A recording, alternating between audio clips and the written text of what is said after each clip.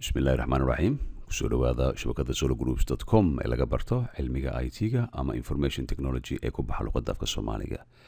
Magacaygu waa Cabdinaan Ismaaciil, emailka saddexaad ah info@sologroups.com. Request a lesson ama casharo ay soo weydiiyaan qaar ka mid ah ardayda wax ka barata shabakada sologroups.com.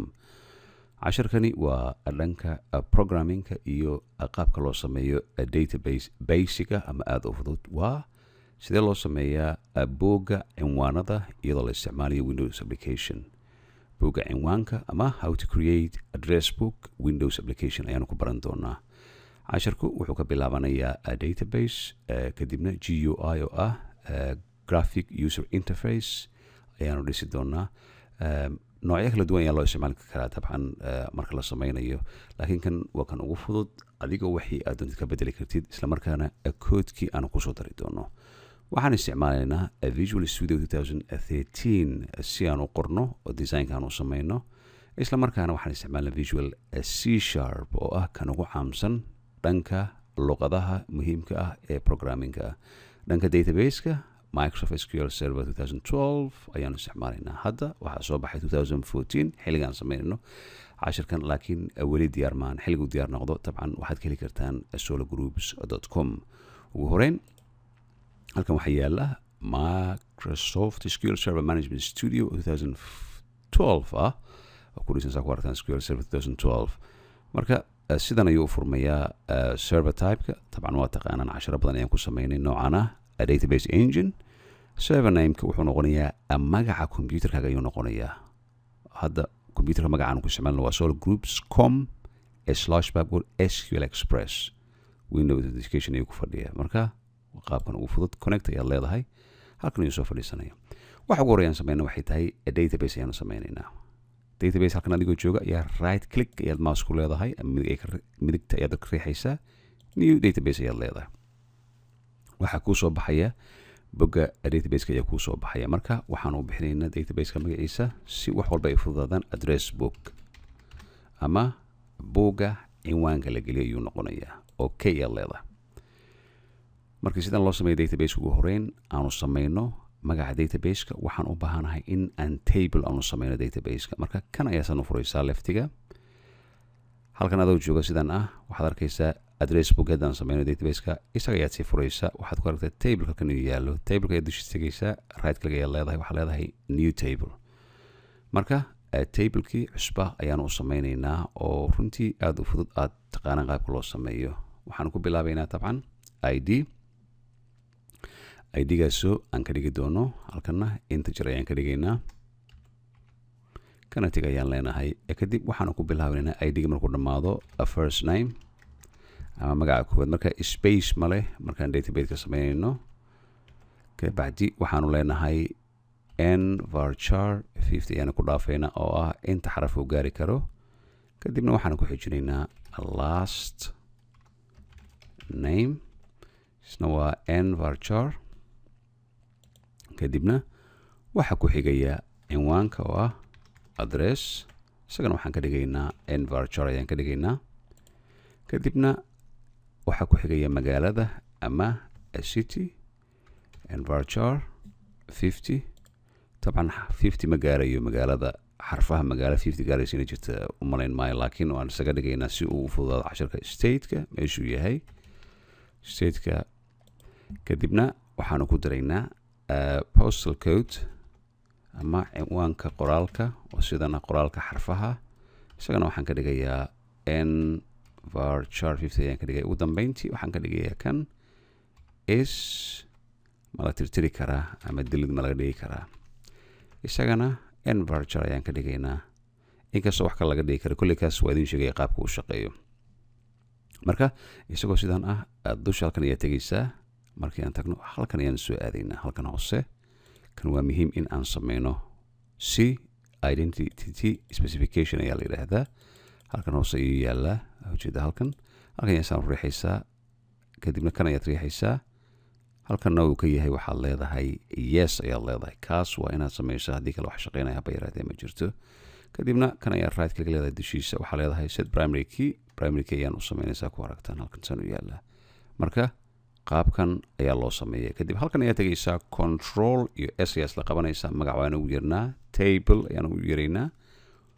contacts ayaan soo ugu yeeraynaa okay ayaan leenahay waan save garaynaa ama waa kaydinay kadibna waxaan leenahay minimize ayaan leeyahay kana minimize waxaa halkan i yaala saa ku aragtaan oo diyaari ah Microsoft Visual Studio 2013 Ultimate isagoo full version ayaa tabcan download waxa kaga samayn kartaa shabakada sologroups.com marka waxaanu sameynaynaa GUI graphic user interface si aan ugu xirno kadibna database aan ugu xirno marka waxa ugu horeeya aan sameynayno waxay tahay markuu furmo file ayaa tegaysaa new ayaad leedahay project ayaad leedahay markuu saanu furmo waxaan aadaynaa halkan C++ cashar kale ayaan ku sameeyey oo nooc kale ah halkan ayaan tegaynaa visual C# ayaa tegaysaa halkan waa muhiimkaas window ayaa dushiisa tegaysaa kadibna windows form ayaan xulaynaa waxaan ugu yeeraynaa magaca si wax walba u fududaado address book ama buugga cinwaanka ayaa halkan ka dhigayaa qaabkan ayaad raacaysaan address book marka waxaa xusuus mudan marar aad u fara badan waa idin sheegay halkan mar walba location waa inaad ka bedeshaan kani test ayaan ku sameynayaa oo casharka ah marka idinku waxaa loo baahan yahay sababtoo ah c-ga crash ayaa ku dhici kara virus ayaa soo geli kara waa la tirtiri karaa marka mar walba waxaad ku samaysaan d-ga anigu kan ayaan ku dhaafaya okay ayaan leeyahay waxaa soo baxaya designkii qaybtiisii hore ayaa soo baxaysa marka waa muhiim in aan raacno qaabka usoo baxayo markuu sidaan usoo baxo waxaan ku sameynayaa expand ayaan ku sameynayaa ama waan sii yara weyneynaya sidan halkan ayaan ka dhigayaa sidan marka shaashada waa sii weyneyn karaa markuu sidaan noqdo right click ayaan leeyahay halkan mouseka property ayaan leeyahay dhankan ayaan aadaya ugu horeyn formka magaciisa ayaan ugu yaray aan u sameynayaa waxaan leeyahay main dash form ayaan sidaan u leeyahay halkan ayaan imaanayaa saa ku aragtaan waa iska bedela halkan noo sii jooga marka waxaan sameynaya kan ayaan iska xiraya siduu kan noogu sii weynaado nameka halkan oo sidan ah waxaan ugu yeerayaa oo aan ka dhigaynaa kan aad ayuu muhiim u yahay form main waxaan ka dhigaynaa sababtoo ah form kale ayaan sameynaynaa form main form ayaan ka dhigaynaa marka sidaan u sameeyo halkan ayaan imaanayaa kadibna waxaan leeyahay view ayaan leeyahay waxaan doonayaa solution explorer inaan arko halkan ayaan kusoo laabtay sidaan ayaan usoo gelayaa marka kan ayaan leeyahay form1.cs ayaan waxaan leeyahay right click rename ama magac ka bedel ayaan leeyahay intan kale ayaan bedelaya form1 C# sis ayaan ku daynaya waxaan ku bedelayaa isla kii form waxaan leeyahay main form ayaan sidaan u leeyahay waan bedelayaa halkan ayaan saan u imaanayaa markuu sidaan noqdo iminka waxaan sameynayaa buttonska ayaan sameynaya ugu horeeyey marka dhankan ayaan aadayaa oo ah halkan sidan marka haddii aadan ku arkin dhankan waxaad sameynaysaa mar walba view ayaad leedahay waxaad ka arkaysaa toolbox ayaad riixaysaa ama control plus alt plus x ayaad riixaysaa isaga ayaa sidaa kugu soo baxaya marka waxaan doonayaa inaan soo qaado 5 button inaan soo qaado ayaan doonayaa marka halkan ayaan ka eegayaa all windows ayaan tegayaa buttons kan ayaan saan usoo qaadaya halkan ayaan dhigayaa right click ayaan leeyahay copy ayaan leeyahay haddii aad doontid 1 by 1 waa usoo qaadi kartaa marka 5 ayaan doonayaa inaan halkan soo dhigo 3 5 marka halkan ayaan saan usoo dhigayaa si designkii aan u bilaabno marka GUI haddii aad maqashid waa kan graphic user interface sidaan ayuu usoo baxayaa marka waa in la qurxiyaa oo si fiican isugu aadaa si designkaa samaysid uu noqdo ay professional u noqdo aad ayuu muhiim u yahay markuu sidan yahay waxaanu ka bedelaynaa magacyada ayaanu ka bedelaynaa kaasoo aanu ka dhigayno marka dambe ayaanu saxaynaa qaabku isugu aadan yahay sababtoo mar walba waa inuu isku aadaa qoralladan halkan ku yaala marka waxa ugu horeeya wuxuu noqonayaa right click ayaad leedahay kan ayaan iska xiraya mar labaad si aan space halkan uga helo right click ayaad leedahay property ayaad leedahay halkan ayaa imaanaysaa button 1ka halkan ayuu sidaan u fadhiyaa marka text oo halkan taalla waxaan ku bedelayaa new contact ayaan ku bedelayaa kan wuxuu noqonayaa new contact capital letterka mar walba iska ilaali iyo small letterka siduu yahay programmingku waa inuu noqdaa qaab professional inuu noqdaa new contact ayaan sameeyey kadibna nameka marka text iyo name isku qaldan way kala duwan yihiin halkan ayaan imaanayaa buttonkan u sheeg waxaan leeyahay button waxaan leeyahay add new contact ayaan leeyahay wuxuu noqonayaa new contact marka new contactki halkan aan ku sameeyay ku aragtaan oo ujeedaa sidan ayuu noqonayaa sababtoo ah spaceka ayaa saan kan aad u yaraa marka dambana kuwan halkan ayaa la tagaa sidan spaceka sidan ayaa loo leekaysiiyaa sidan ayaa loo soo qaadaa si ay dhammaantood isugu wada ekaadaan oo ujeedaa isaga ayaa la agdhigaa haddii kale copy ayaa laga soo sameeyaa mar walba waxay ku xiran tahay sidaad ayaa u samaysay ay ku xiran tahay kan iminka sidan ayaan sameynayaa kadibna sidan ayaan sameynayaa hadda waa isla wada egyihiin waxay la wada egyihiin new contact oo sidan halkan u yaalla ayay wada egyihiin marka new contact halkan yaalla waxaan leeyahay buttonkiisa kan ayaan dushis tegayaa button waxaan leeyahay new contact new kana waxaan leeyahay contact qaabka capital letterka iyo small letterka u galaan si fiican indhaha ugu qabo kadibna kan ayaan imaanayaa markaan imaado isla meeshaan ayaa waxaan ku bedelayaa oo aan leeyahay contactga la bedeli lahaa ama editka lagu sameyn lahaa marka waxaan ka dhigayaa button edit contact ayaan leeyahay halkana markii aan tago waxaan leeyahay edit contact ayaan leeyahay edit contact haddii aan doonayno in aan wax ka bedelan ayuu noqonayaa isla markii halkan ayuu iska bedelaya edit contact kadibna halkan ayaan imaanayaa waxaanu sameynaynaa delete contact meeshaad ka bilowday waxba dhib ma leh waxaan leeyahay delete ama tirtir ama masax qofba suu yaqaano contactga meesha noogu jiro marka wax walba waa in la bedelaa halkanna waxaan ka dhigayaa tabcan waan iska fahmi karnaa buttonka ayaan saan riixaynaa button delete contact delete contact ayaan leeyahay kadibna waxaan imaanaya kan afraad ayaan imaanaya kan afraad waxaan ka dhigayaa refresh ayaan ka dhigayaa list ayaan ka dhigayaa lista meesha ku jirta waxaan leeyahay button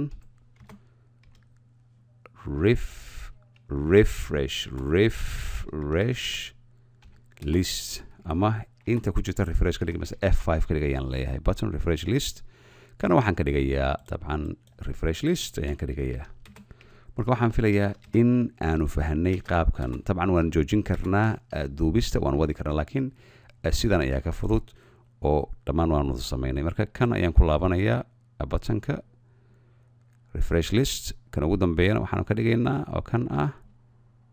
search ayaan ka dhigaynaa ama raadinta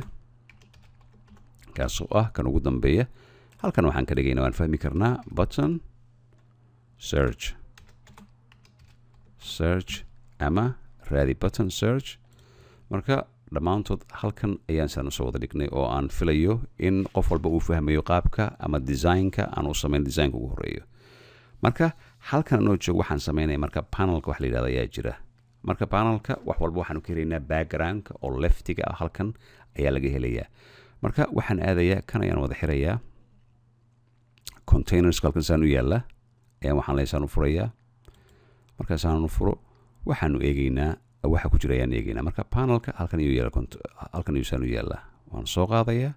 halkan ayaan saan usoo dhigayaa kadibna waxaan leeyahay expand ayaan leeyahay meesha ugu dambeyso dhankana iyo meesha ugu dambeyso sidana waan soo qaaday halkan ayaad tegaysaa san ayaad u qaadaysaa marka designka saan hore idinkugu sheegay waa in uu ahaadaa a professional haddii lagaa soo codsado si aad u samaysid waa inuu ahaadaa a professional marka isagana right click ayaan leeyahay property ayaan leeyahay magaca keliya ayaan doonaya inaan bedelo halkan kaasoo aan ku bedelayo tab sidan ah page waxaad doonteeda ka dhigi kartaa laakiin koodka waa in uu la socdaa markaan sameeyo kan halkan ayaan imaanayaa marka waxaan doonayaa data grid ayaan doonayaa marka kan ayaan saan u xirayaa marka halkan ayaan tegayaa menus data grid view soo qaadayaa halkan ayaan soo dhigayaa markaa sidaan usoo dhigo waxaan sameynayaa kan waxaan arkaa inuu yar aan doonin inaan ku darno wax yar halkana sidaanan ka dhigin marka dambe ayaanu saxaynaa isagana dushiisa ayaa tegaysaa expand ayaad leedahay ilaa iyo halkan ugu dambeeya saan u tegaysaa xasuusa mar walba waa in uu isu ekaada wax walba aan sameynayno uu noqdaa professional right click ayaa leedahay property ayaa leedahay halkan ayaan waxaan ku bedelaynaa g v ayaan ku bedelayaa contact records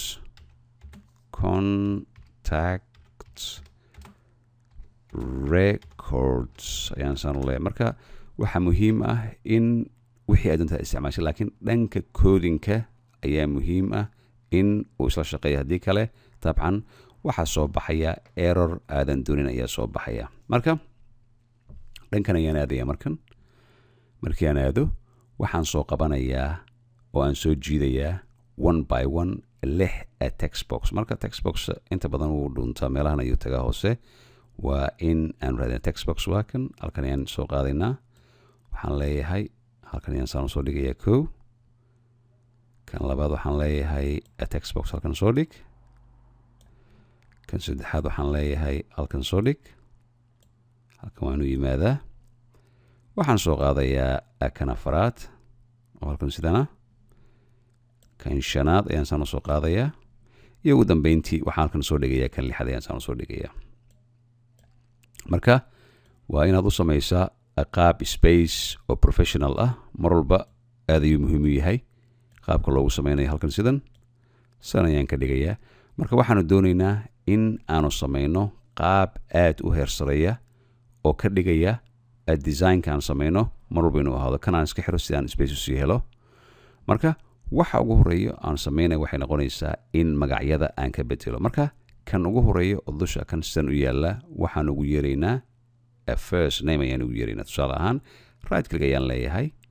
property ayaan leeyahay halkan ayaan imaanaya nameka meeshiisaan u yaala markaan imaado text first name ayaan ku bedelayaa txt waxaan leeyahay first kadibna waxaan leeyahay name ayaan leeyahay txt first name oo sidan aanu sameynay marka uma baahna in magac lagu qoro uma baahna kaliya wuxuu u baahan yahay in la bedelo kan background marka kan ku xigoo kan ah waxaanu ka dhigaynaa waxaan filayaa inaad fahanteen text last name طبعا txt waxaan leeyahay last ama magaca awowga ama surname qof suu yaqaano ayaanu ka dhigaynaa marka kan saddexaad oo muhiimka ah waa kan ayaan sida halkan isu dhaweynaya waxaan ka dhigaynaa kan address ayaan ka dhigaynaa kaasoo noqonaya text address ayuu noqonaya txt address markaan saan u sameyno kani waa in addressku inuu sii weynaado ayaa la doonaya marka waxaan u baahanahay waxa la yidhahda multiline u sameyno multilineka waa halkan saan u yaala false ayuu ku fadhiyaa isbedelka ka dhacay halkan eeg markaan bedelo aan ka dhigo true aan ka dhigo waa boolean ayuu ka imaanayaa waa true or false waa been ama run booleanka true markaan idhahdo wuu isbedelay iminka waxaanu sameynaynaa sidan ayaan usoo qaadaya si cinwaankii weynaado marka kan hoose ayaan ugu soo degayaa kan waxaan leeyahay expand mar walba qaabkaad u sameynaysid unbuu ku xiran yahay sidaad expand uga dhigtid marka cinwaankii kiisa waa kan halkan waxaan ka dhigayaa expand halkan waxaan kasii dhigayaa expand kana waxaan ka dhigayaa expand isagoo multiline sidaan u ah ayaan sidaan ka dhigayaa runtii waa straight forward saan u sameynayno marka kadibna waxaanu oo samayna kuwan ayaanu ku daraynaa oo aan samayn doono wuxuu noqonayaa kuwii kale ee databaseka mar walba waa inaad xasuusataa waxaa ku xiga city ayaa ku xiga dushiisa ayaan tegayaa markii aan tago ama right click is easier isla meesha ayuu imaanaya marka waxaanu eegaynaa text box nameka halkan afaraad waxaanu ka dhigaynaa txt city ayaanu ka dhigaynaa ama magaalada kan ayaanu usoo degaynaa kani markaasaan usoo degno waxaanu ka dhigaynaa stateka ayaanu ka dhigaynaa txt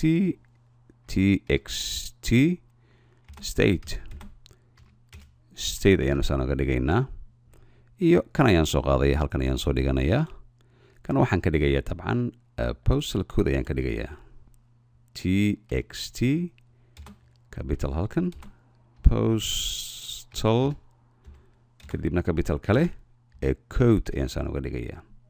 marka dhammaantood waan wada sameeyey halkan marka bal siday isugu ekaadaan dherirka halkan ayaan dhigaya sidan ayaan leeyahay waan soo qaadaya halkan ayaan geynayaa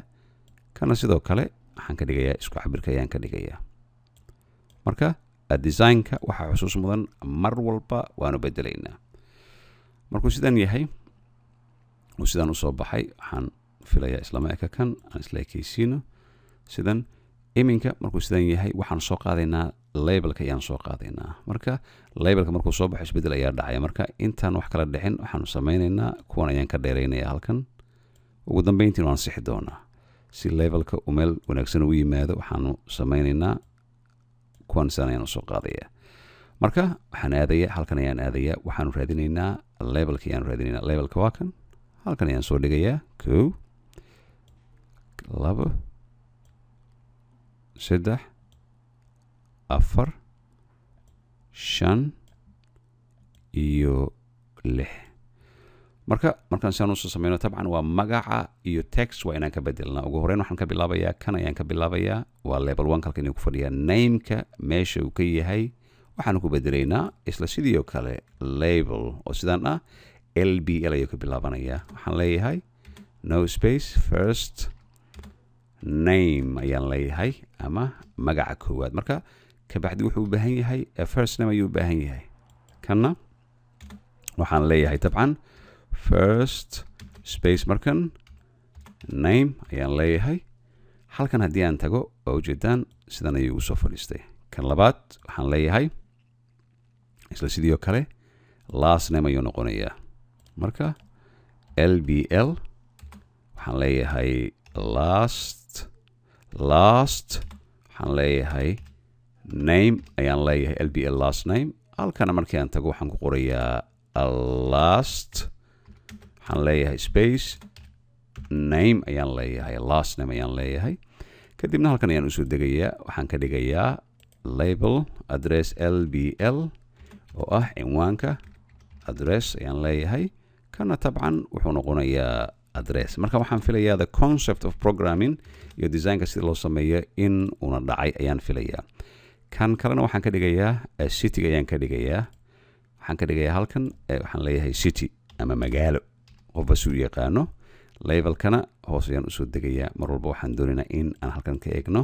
waxaan leeyahay LBL city ayaan saan u leeyahay marka city markaan yidhaahdo kan kaloo ku xiga waxaan filayaa inuu yahay stateka inuu yahay marka waxaanu ka dhigaynaa kana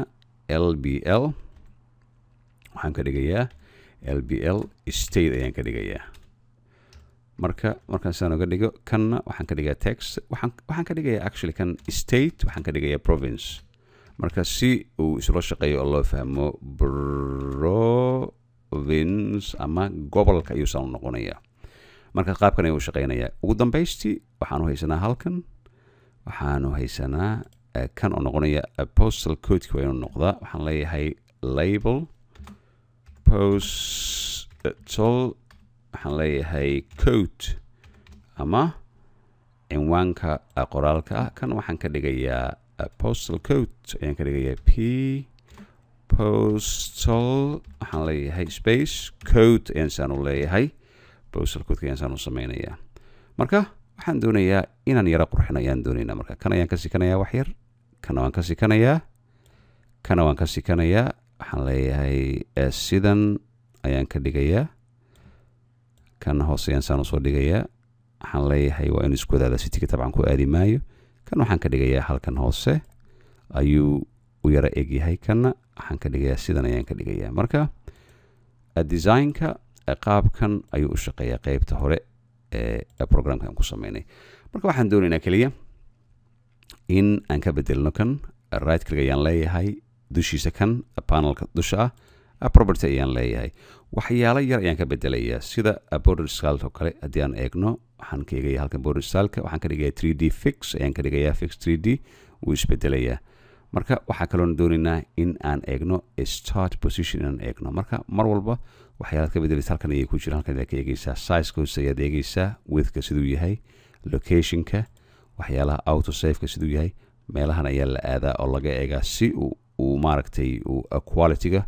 uu ahaado mid aad u qurux badan uu ahaado marka kuwaasoo dhan one by one ayaan u bedeli karnaa kaasoo aan ku arki doono marka waxaanu joognaa tab page 2 ayaan joognaa kan oo kan ah ayaan joognaa marka halkan waxyaalaha kale aan ka bedeli karna waxaa kamid ah backgroundka ma doonina border styleka waa fix 3D cursorkiisa kuwa kale waa wada shaqeynayaan everything wuxuu egyahay inuu okaysan yahay auto size, location, marginkiisa, padding. waxba dooni mayno halkan aan ka bedelno. Everything seems to be working fine halkan. waxba ka bedeli mayno. marka waa okay. dushan haddii aan eegno, appearance, background, border style, font waxba ka bedeli mayno. drop down, enable, data binding, advance. marka waa aad ayuu sax u yahay oo waa runtii waa qurxan yahay. marka dooni mayno wax kale inaan ka bedelno. sidaan ayaan ku dhaafaynaa for now ilaa aan ka fahno qaybta kale ee barnaamijka iyo designka saan u samayn lahayn aan ka fahno. okay, markan halkan anagoo joogno waxaan samaynaynaa qaybtii labaad ee contactiga ayaan ku daraynaa hadda. sababtoo ah waa in uu isla shaqeeyaa contactiga cusub iyo kan inuu isla shaqeeya. haddii aan idhaahdo add new contact oo kale siduu u shaqeeya. marka waxaan aadayaa view, ayaan aadayaa solution explorer, ayaan tegayaa. kadibna waxaan leeyahay right click, ayaan leeyahay address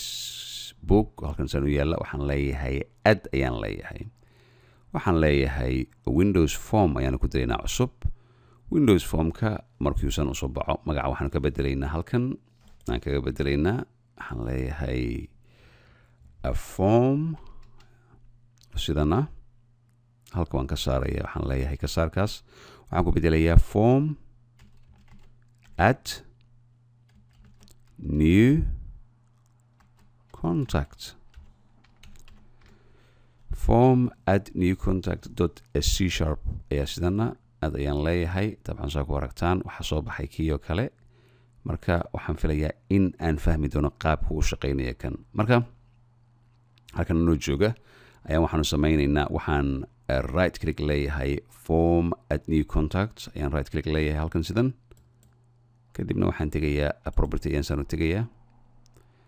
marka waxaanu samaynaynaa waan bedelaynaa magacyada iyo waxyaalaha kale halkan ku jira. marka right click ayaan leeyahay property, form add new contact ayuu saan u noqonayaa textiga magaca. textiga form add new contact ayuu noqday. hoos ayaan usoo degayaa. namekana form add new contact ayuu noqday. marka waa shaqeynaya. marka bal aan eego debug ayaan ku samaynaya. aan eego waxaan samaynay so far. aan aragno. marka halkan haddii aan keeno designkii aan samaynay waa kan. runtii 3D waa ujeedaa si u shaqeynayo. wax walba way shaqeynayaan. weli ma program garaysna. laakiin designka 100% ma ahan. laakiin waxyaalo aan sii bedeli karnaa. qaabkan uu isugu aadan yahay iyo halkan oo halkan aan geyn doono iyo waxyaalahaas waan samayn doonaa. marka muhiimaddu waxay tahay inaan ogaano inuu shaqeeyo. marka debuggi waa inaan istaajiyaa. marka iminka waxaan kusoo jiidayaa text box ayaan kusoo jiidayaa. 6 ayaan u baahannahay. marka isla meeshii hoose ayaan tegayaa text box. inta badan lama arko. waxaan leeyahay 1 2 3 4 5 iyo 6 ayaan leeyahay. marka waxaan kusoo jiidaynaa 6 ayaan kusoo jiidaynaa. marka waxaanu samaynaynaa halkan ayaan kasoo dhigayaa 1 kii oo kale ayaanu ka dhigaynaa 2 3 iyo 4 kan halkan ayaan saan u dhigayaa. marka dambena waan bedelayna. kan ayaan ka bedelaynaa. waxba isku qaabka ayaanu ka dhigaynaa. waxaan samaynayaa expand ayaan ka dhigayaa kan. kanna waa in uu ahaadaa isku mid. qaabkan uu shaqeeyaa. marka waxaan filayaa inaan fahmi karno waxaan ka hadlayno oo aan boorinayn. kan halkan ayaan soo dhigayaa si uu ila ekaado. kan dusha saan u yaalla. kan ayaan saan ka dhigayaa. kanna qaabka way isu yara egyihiin. sidan ayaan soo dhigayaa. marka markuu sidan yahay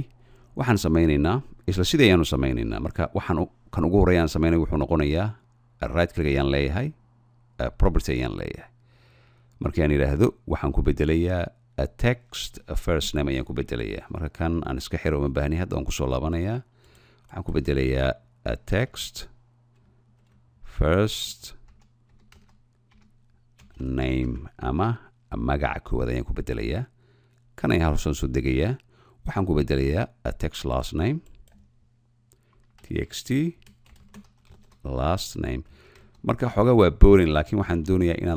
inaad raacdaan cashirkaad aragtaan qaabka uu shaqaynayo kanna waxaan ku bedelayaa tabcan a text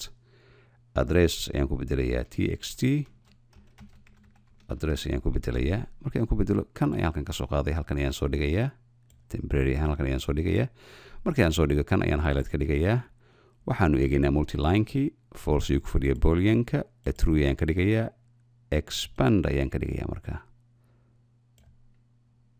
kana expand ayaan ka dhigayaa halkan kana tabcan wuxuu u baahan yahay text ayuu u baahan yahay marka dambe kana bal aan isu eegno inay isla eg yihiin expand ayaan ka dhigayaa halkan ayaan dhigayaa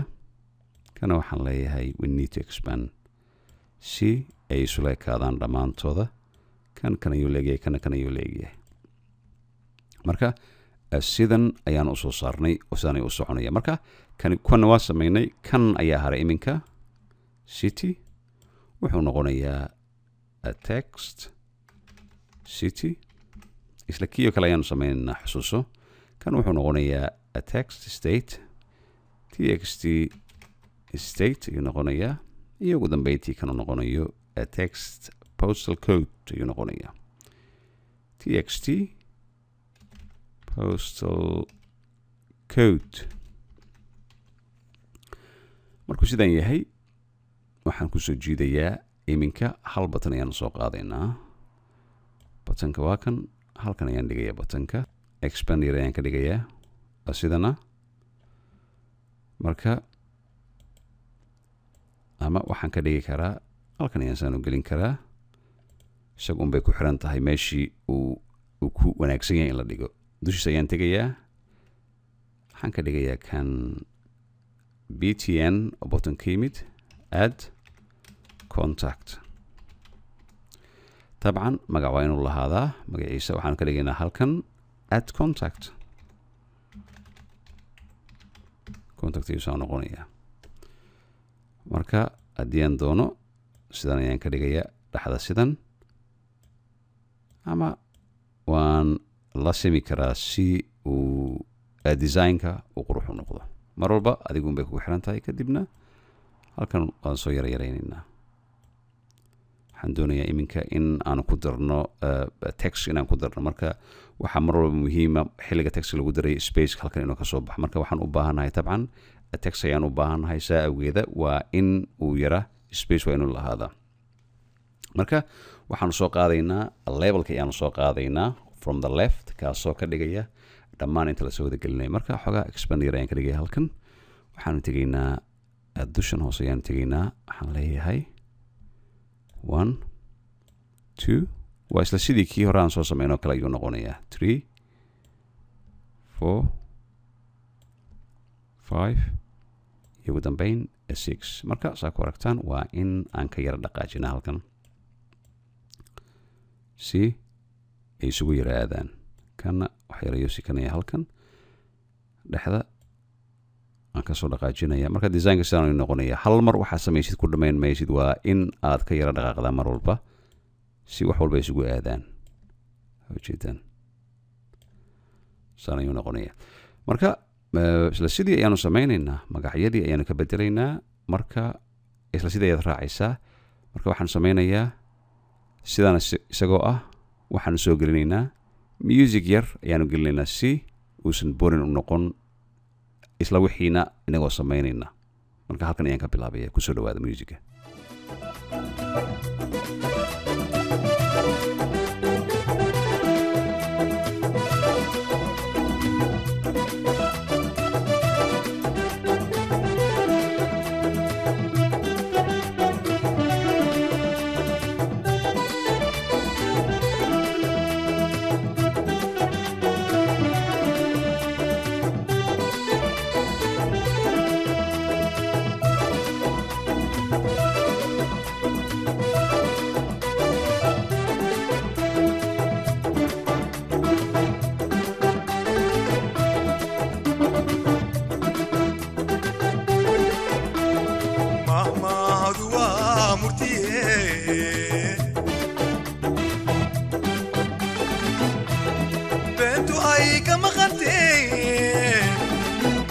وغنغان وغيني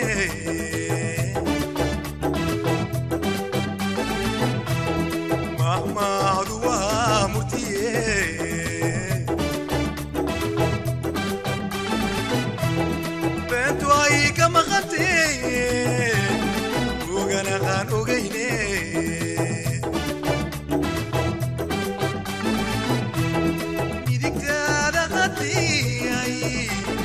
عندك مرعزي ميديك تادا غدي عندك مرعزي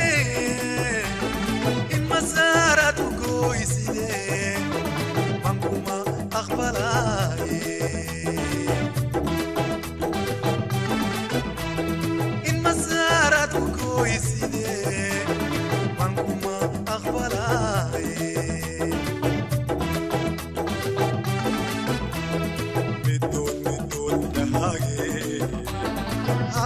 هاتي وحموداني من دهاجي هاتي وحموداني تنكلا ومليشي مركبة الميسي مكلا مارمي كراني marka waxaan filayaa intii uu socday musiga in aad si fiican aad u garateen waxaylayaan sameynay marka saa ku aragtaan waxaan doonayaa kaliya inaan isku yara aadiyo marka dhankii qoraalka wax walba waa isku aaday kan halkan ayaan soo dhigayaa kii hore isla meesha yaala kanna sidaan ayaan ugu soo dhaweynayaa marka waxay ku xiran tahay mar walba meeshii aan geyno ayuunbay ku xiran tahay marka waxaad ujeedaa in uu qaabkiisa uu aad u qurxan yahay kadib markuu sidan yahay waxaanu sameynaynaa right click ayaa leedahay halkan property ayaa leedahay marka waxaanu doonaynaa border styleka halkan saan u yaalaa form border style inaan ka dhigno fix 3D inaan ka dhigo kaasoo runtii bedelaya qaabka uu socdo ayuu bedelayaa marka waxaanu doonaynaa kale Windows state-kana waxaanu ka bedelaynaa waxaanu leenahay normal ayaanu ka dhigaynaa Windows state oo sidan halkan u yaala equals to normal marka halkan meelahan ayuu ku fadhiyaa marka normalka san ayaad ka dhigaysaa kan aad ayuu muhiim u yahay marka kana Windows state-ka sidan ah kan ayaan saan u soo xirayaa styleka Windows styleka waa okay Windows state-ka kan ayaanu doonaynaa Windows state-ka waa normal waxaan kaloo doonaynaa start position-ka kan ah ayaa saan riixaysaa waxaanu ka dhigaynaa start position kan aad ayuu muhiim u yahay inaad mar walba aad samaysaan center screen ayaanu saan ka dhigaynaa marka markuu sidan yahay wax walba dhankan way isku aadan yihiin waa okay shaqadii loogu talagalay runtii uu qabanaya marka halkan ka yara qurxi waxaad inta ku samee marka waxaan doonaynaa error provider ayaan doonaynaa kan aad ayuu muhiim u yahay sababtoo ah haddii laga tago magaca iyo waxyaalaha kale aan la gelin halkan waa inuu error soo baxa marka waxaanu soo qaadaynaa error provider halkan ayaa drop ku leedahay hoosan yar ayuu imaanayaa kan aad ayuu muhiim u yahay marka right click ayaa leedahay error providerka property ayaa leedahay iconkiisa waa kan halkan ayaan u fadhiisanaya marka error providerka iconkiisa waa in aan ku bedelnaa sidan aan ku bedelnaa waxaan ka bilaabaynaa kan waxaan leeyahay error provider waa qalad c haddii la af Soomaaliyeeyo for kana waa idin macnayn doona markuu shaqeynayo blank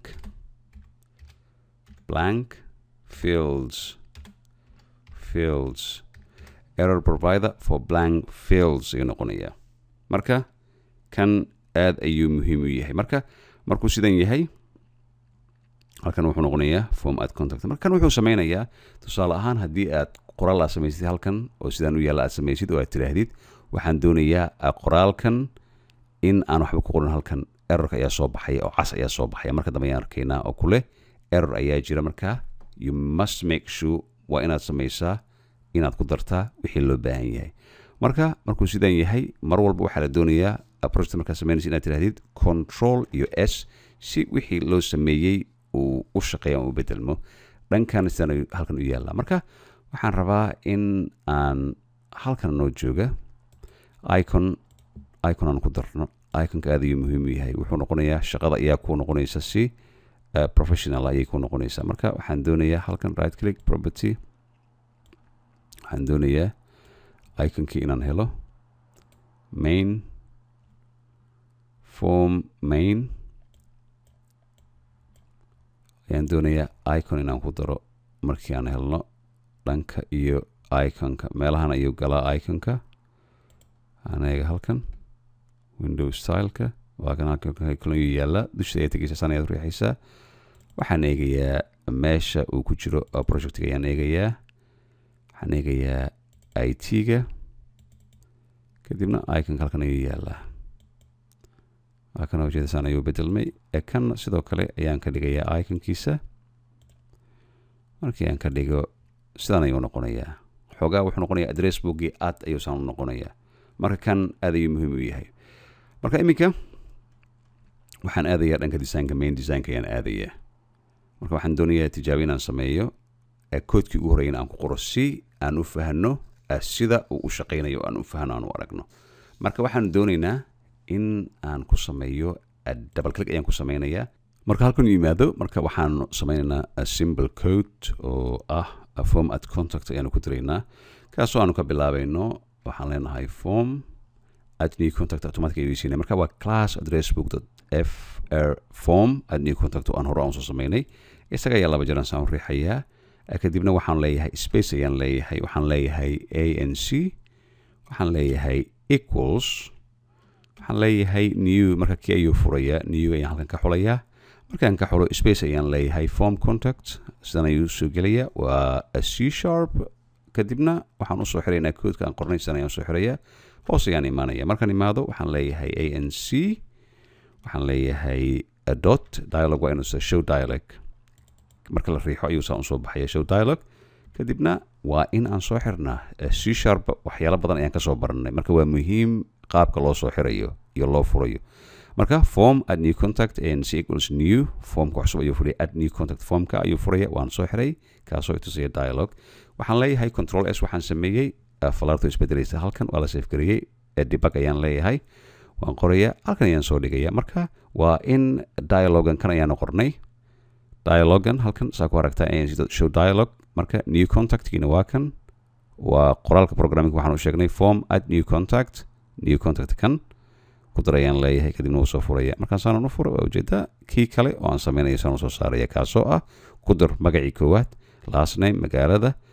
gobolka, postcode-ka, adresska. kadibna wuxuu leeyahay at contact ayuu leeyahay. dabcan hadda ma diyaarsana koodadkii kale. mid walba waxaa la doonayaa inuu kood hoos yimaado ayaa la doonayaa. marka kaas ayaa muhiima inaan u wada ogaano. marka kan la-aantii wax shaqeynaya haba yaraatee ma jirto. marka kan ayaan xirayaa.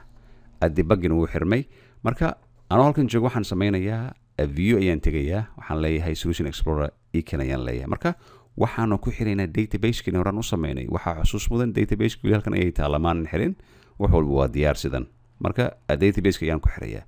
marka maxaa la sameynaya si loogu xiro database-ka? waxaanu sameynaynaa address book ayaa tegaysa, right click ayaad leedahay, waxaad leedahay add ayaad leedahay. marka aad tiraahdid database-ka waxaanu ku daraynaa new item ayaanu ku daraynaa. halkan ayaa saa u riixaysaa. kadib waxaad tegaysaa dhankan ayaanu tegaynaa oo halkan ay ku qoran tahay date ayaanu tegaynaa.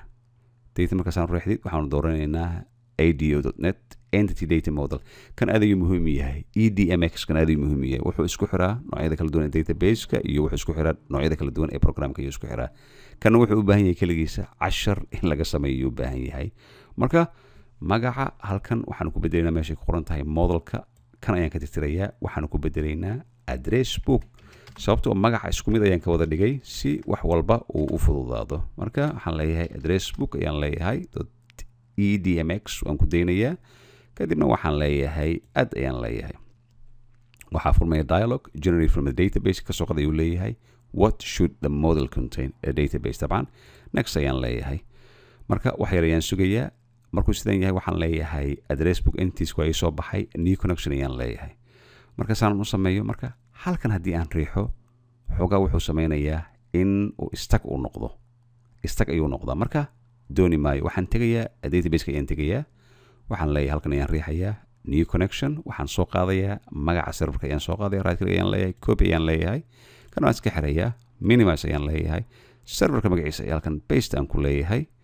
wax yar ka bacdi seconds ayaan sugayaa sologroups.com/SQL Express marka magaca computerkaaga ayaa sidan ah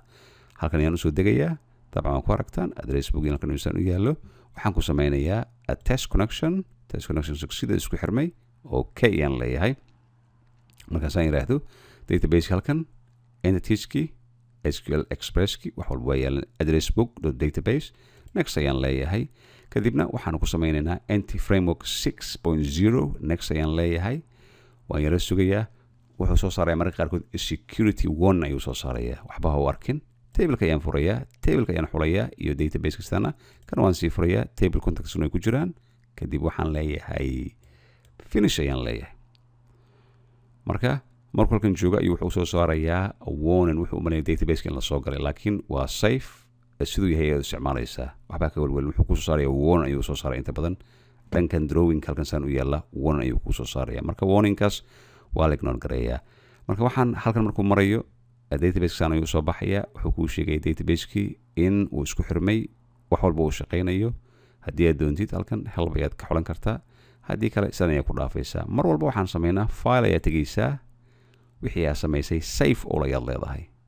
oo ah kaydii wixii samaysay ama control s ayaad isticmaalaysaa marka dhankan designka iyo koodkii koodasaan ayuu ku dhammaaday iminka waxaanu sameynaynaa copy and paste iyo macnaha iyo meelaha uu galo iyo siduu u shaqeeya kood kala duwanaa inagoo aan baran doono qaabkay u shaqeeyaan koodka ay soo shaqeeyaan designka iyo koodka ayaanu sameynaynaa iminka okay koodka marka waxaan ka bilaabayaa form main.cs oo ah C# dhanka designka ayaan joognaa saan la socon new contact oo ku darnay marka kan ugu horeeyo aan raacinayna waa edit contact marka intaan ku darin waxa halkan oo yaala koodadkii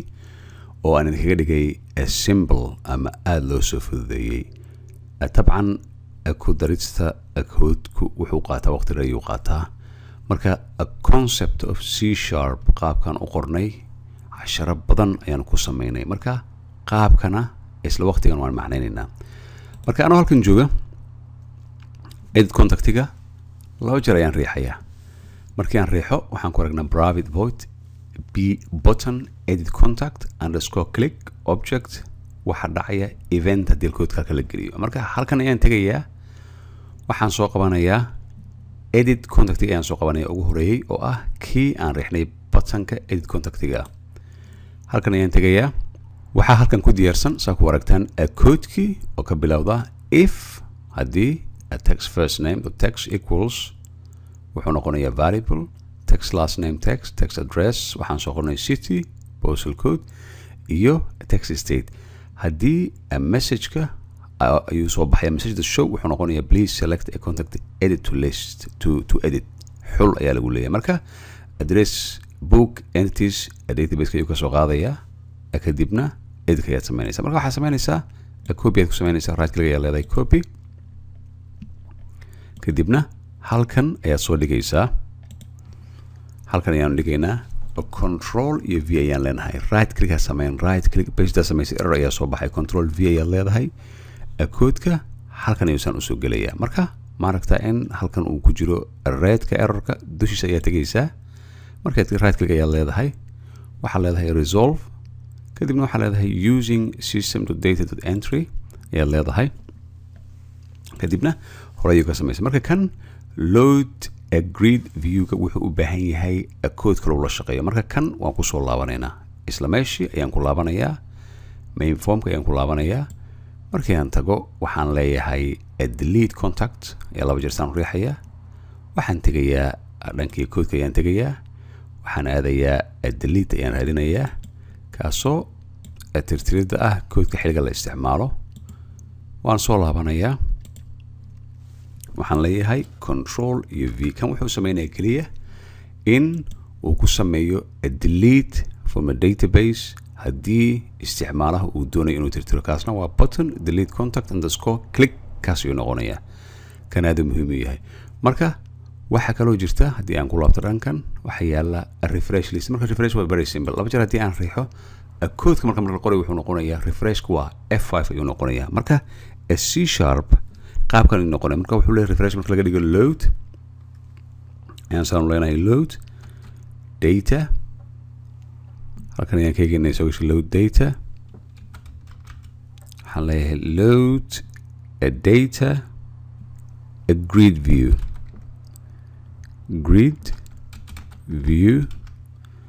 ayaan saan leeyahay kadibna markaan saan u sameeyo waxaan leeyahay waan soo xirayaa waxaan leeyahay labadan ayaan ka soo xirayaa waxaan ku soo xirayaa two apostrofes ayaan saan ugu soo xirayaa kadibna waxaan leeyahay semicolonka oo C# sidaan loogu xiro marka muxuu sameeyey load data grid view marka weli waxa uu dhiman kuwa kale la soo raacsiiyo main formka ayaan ku laabanayaa search ayaan tegayaa search waxaan raadinayaa koodka search kani aad ayuu dheer yahay laba jeer ayaan riixayaa waxaan leeyahay control iyo A ayaan leeyahay waan soo qaadayaa copy ayaan leeyahay waxaan dhigayaa halkan ayaan soo dhigayaa control iyo V ayaan leeyahay marka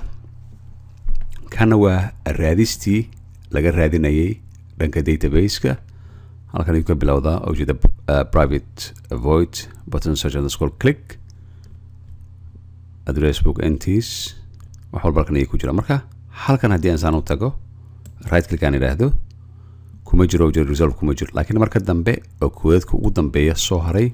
ayuu toos u aadayaa oo aan helaynaa marka kuwan waa kuwan soo sameynay string city value text city kan markuu search aan u sameynayo mainka kadibna waan ku laabanayaa waxaan soo qaadayaa formka gridka la shaqeeyo oo last code ah ayaan dusha tegayaa waxaan leeyahay right click control copy ayaan leeyahay waan soo qaadayaa waxaan tegayaa halkan ayaan tegayaa halkan ayaan kusii deynayaa marka koodka iminka way saxyaa intaan sax ahayn waxaan sameynayaa right click dusha ayaan tegayaa resolve ayaan leeyahay using a system.reflection halkan ayaan saan u riixayaa waad aragtaan dhammaantiisa excellent ayuu noqday koodka marka kuwan halkan aad ku aragtaan waan ka saarayaa oo sidan ah waayo waxay noo sameeyeen bracketkan waxay noo sameynayaan error ayaa halkan ku sameynayaan marka kan ugu dambeeya extra ayaan ku daray san ayaan ku deynayaa marka so far so good koodkana tabcan isagoo full ah ayaan idin soo dirayaa si aad u isticmaashaan wax walbana dhankan way ka shaqeynayaan waxa kaliya aan doonaa inaan tagno dhanka kale system.collection generic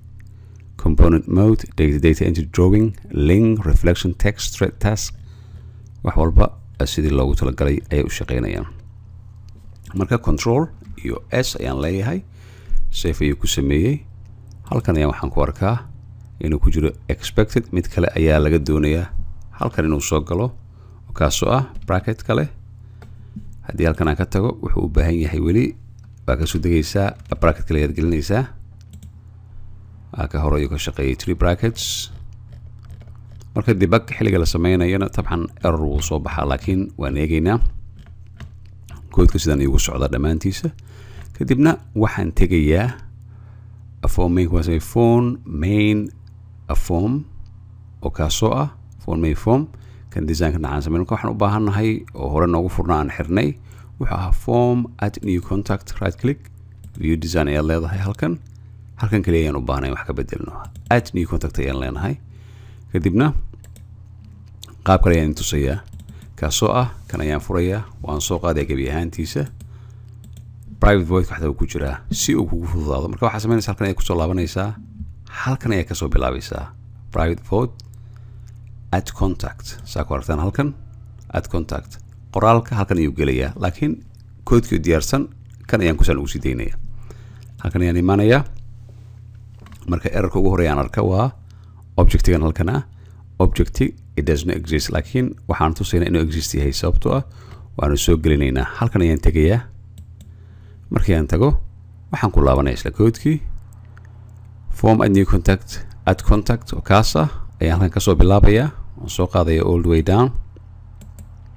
copy ayaan leeyahay marka waxaan idin sameeyey formka si aad xusataan laba bracket mid furan iyo mid xiran initialize component halkan ah iyo labadan oo xiran apostrophiga iyo kan ugu dambeeya oo ah semicolon soo qaadaya halkan ayaan tegayaa halkan ayaan ugu sii deynayaa marka haddii hoosaan imaado iminka kuwan waan usoo dhaweynayaa haddaadan soo dhaweyn haddaad soo dhaweysid it wouldn't make any difference koodku caadi ayuu shaqeynayaa saan ayuu shaqeynayaa marka ujeedaan object load data grid view sidii loogu talagalay ayuu shaqeynayaa postal koodku wuu shaqeynayaa wax walba si loogu talagalay marka waxaan rabaa inaan aado dhankan mainka ah waxaan doonayaa dhanka mainka oo designka inaan tago view waxaan leeyahay view design highlight ayaan leeyahay right click property xilliga searchiga la sameynayso uusan error dhicin halkan ayaa tegaysaa events ayaasaan u tegaysaa hoos ayaan usoo degaynaa waxaan raadinaynaa dhanka iyo scrollka waxaan doonaynaa a selected change inaan sameyno halkan ayaasaan u furaysaa waxaan tegaynaa gv contact record selection change ayaan xuraynaa sidan kadibna waxaan leenahay safe ayaan leenahay marka kan gridkan ayaa wuxuu noo soo saaraya xilliga aan sameyn doono delete iyo search ayuu noo saxaya haddii kale ma shaqeyn markaasaan waa inaad sameysaa bal aan eegno aan qorno barnaamijkii inta badan error ayaa soo baxa laakiin hadda automatic ayuu noogu shaqeeyey ugu horreyntii waxaan leeyahay new contact ayaan leeyahay database-kii waa sidiisa waxaan ku qorayaa cabdinaasir hooseen usoo degayaa ismaaciil ciwaanka waxaan leeyahay 83 Friends Road waxaan ka dhigayaa postcode CM15 2DS halkana waxaan ka dhigayaa gobolka oo ah Essex magaaladana waxaan ka dhigayaa cinwaanka Chelmsford waxaan leeyahay add contact waxaad ujeedaa new contact added as cabdinaasir ismaaciil okay ayaan leeyahay iminka waxaan kaloo ku darayaa Ilyas Ismaaciil 83 South West ayaan leeyahay waxaan ka dhigaa NW 12 2DS waxaan leeyahay London